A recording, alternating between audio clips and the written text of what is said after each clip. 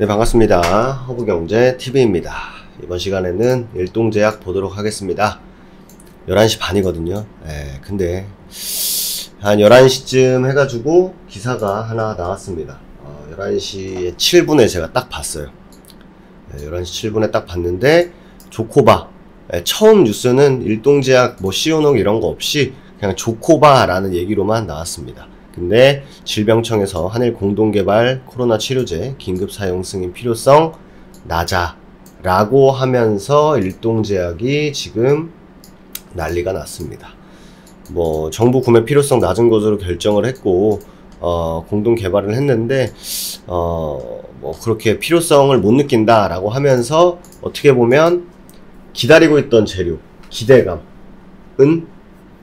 소멸됐다. 이렇게 보는 게 맞지 않나 생각이 됩니다.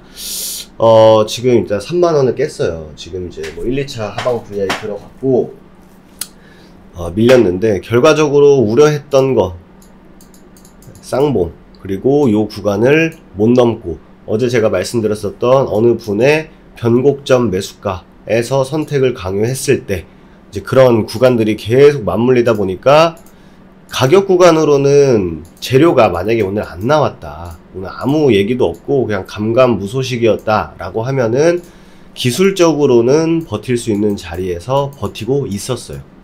버티고 있다가 갑자기 11시부터 재료가 튀어나오면서 주가가 밀리기 시작을 했습니다.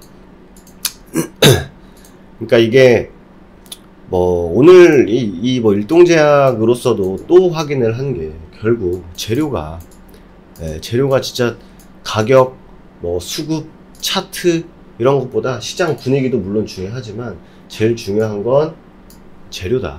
재료가 현재 제일 중요하고 실질적으로 재료가 좋으면 올라가고 재료가 소멸되거나 기대감이 소멸이 된다 라고 하면은 빠지는 좀 그런 모습입니다. 이게 아마 뭐 대응을 하신 분들이 계실 수도 있고 뭐 대응을 못하고 지금 이 영상을 보고 계신 분들도 계실 텐데 일단 뭐 이런 얘기가 무슨 의미가 있나 싶습니다만 저희는 사실 이제 VIP 오시는 분들에게는 계속 좀 부정적인 얘기들을 많이 드렸어요. 사실 이 부정적인 상황을 좀 많이 말씀드렸고 실제로 저희 뭐 요번 주 이제 무료 체험 같은 경우에는 일동제약을 공략을 했습니다. 말씀드렸지만 근데 이때는 어때요? 기대감이 여전히 유지가 되어 있는 상황이었고 그리고 제가 이날 시가 말씀드렸었죠. 우리가 얼마에 잡았다고? 43,500원에 잡았다고 말씀드렸었죠. 그러니까 이 가격 구간 위에서 시작을 했을 때는 상관이 없는데 이걸 밑에서 어제 갭으로 밀어놨고 그리고 오늘 4만원 언저리에서 악재가 터진 거죠. 이거면 극단적으로 말씀을 드리면 우리가 어떻게 보면은 일동제약 기다리던 재료 혹은 뭐 마지막 어떻게 보면 이제 기대해볼 법한 게 이제 우리나라에서의 승인. 근데 개인적으로 우리나라에서 판매가 되던 안 되던 뭐 도입하는 것 자체에 대해서 저는 솔직히 부정적이진 않았어요. 아니 뭐 약이 들여오는 것 자체가 문제가 있진 않으니까. 그래서 그런데 갑자기 정부에서 감기약 대란 얘기를 하는데 코로나 치료제를 도입하지 않기로 했다라는 거 보면은 뭐 이해는 잘 안 돼요. 솔직하게 뭐 선택지가 많으면 좋은 거는 사실이라고 생각은 하는데 일단 뭐 정부에서 안 한다고 하니까 뭐 제가 뭐 밀어서 이거 해야 되는 거 아닌가요? 라고 할 수 있는 부분도 아니지 않나 생각이 됩니다. 결국 과거에 우리가 이제 제가 일동제약을 아마 이때부터 영상을 찍은 걸로 기억을 하는데 이때 성공 확률이 이때보다 더 낮았다고는 말 못하지만 이때 기대감만큼 요번에는 이 세 번째 딜레이 됐을 때는 성공 가능성이 높다. 근데 주가가 왜 이때만큼 기대감이 작용하지 않냐라는 것에 일단 첫 번째 의문을 좀 품었었고 두 번째는 뭐 트레이딩 관점에서 요런 구간에서 단기 바닥을 잡아주는 거는 너무나 좀 익숙하고 자연스럽고 충분히 이때도 이 구간에서는 괜찮다 라고 말씀을 드렸었는데 오늘 같은 경우에도 보시면 대략 이 언저리에서 버티려고 노력은 해요. 근데 제가 말씀드린 대로 차트, 수급, 시장 상황 다 떠나서 재료가, 우리가 기다렸던 재료가 털리니, 악재가 나오니, 이거는 뭐 가격이 의미가 없고 차트가 의미가 없고 재료가 의미가 없는 그런 상황이다 라고 보시면 될 것 같습니다. 그래서 이거는 어쨌든 이제 뭐 거의 뭐 하한가에 다 왔는데, 어떻게 보면 이제 일동제약 주주분들이 계속 뭐 이런 데서도 기다리고 이런 데서도 기다리고 이런 데서도 기다렸던 분들이 믿고 기다렸던 우리나라에서의 승인, 그런 다음에 판매, 거의 뭐 마지막 남은 이슈라고 말씀을 드렸었는데, 이제 그거마저 소멸이 되니 주가가 많이 밀린 그런 상황이다 라고 보시면 될 것 같습니다.